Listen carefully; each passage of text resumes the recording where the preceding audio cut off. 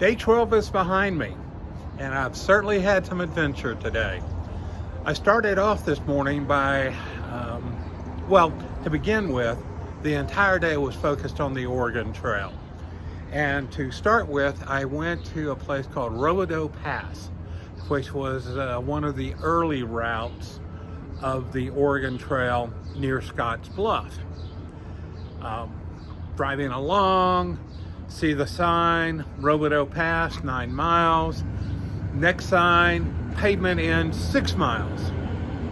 Okay, not a problem. Wouldn't be the first time I've driven on gravel this trip. Did not think about the fact that it has rained quite a bit in that area over the last couple of days. And the roads were more mud than gravel. The roads would have done Louisiana credit, as muddy as they were. And so I'm slipping and sliding all over the place.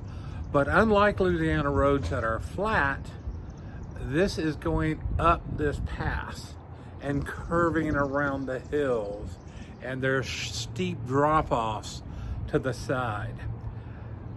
I thought I was being very brave when I got up to 10 miles an hour there for a while.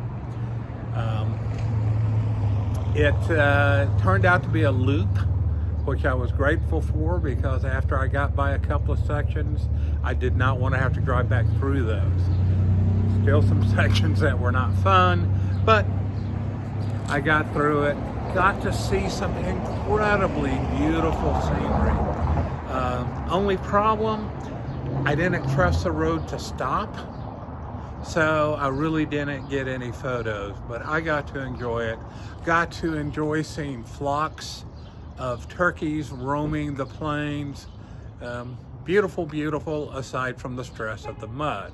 As I'm driving, I'm going, if I get stuck, one, I barely have any service, and two, I don't have a clue where to tell them to come get me. From there, I went to Scottsbluff. The National Park Service opened up a couple of weeks ago.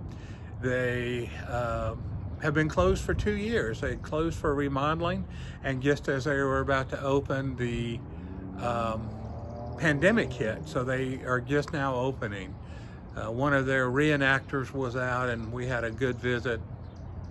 I did drive up to the top of the peak, which is 800 feet, or the top of the plateau, which is 800 feet over the plain. Yet again, driving 10 miles an hour coming down, not my favorite thing to do. From there, I went to Chimney Rock, which was another big landmark on the Oregon Trail. It's the most frequently mentioned landmark in journals from the immigrants traveling the Oregon Trail. Nebraska has a visitor center there that was just nicely done.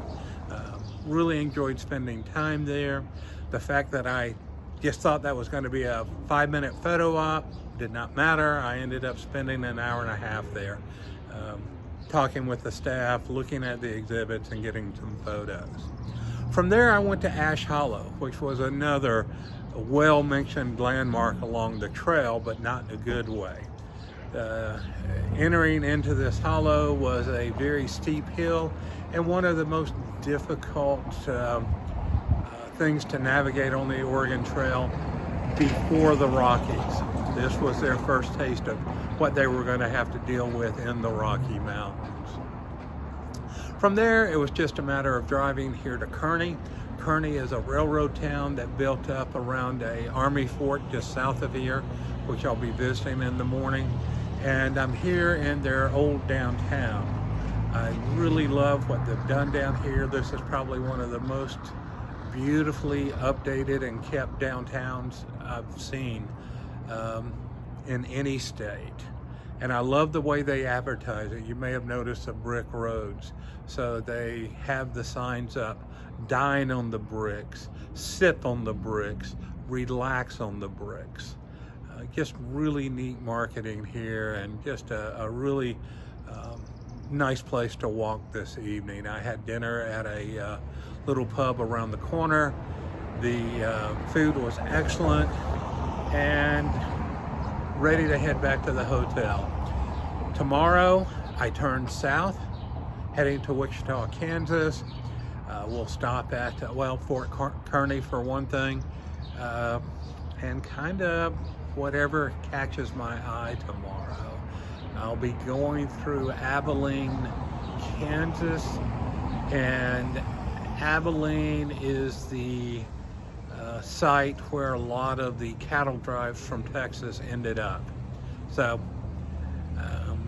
not real sure if I'm going to stop there or not, depending on how the time goes. But anyway, day 12 done, and heading south tomorrow.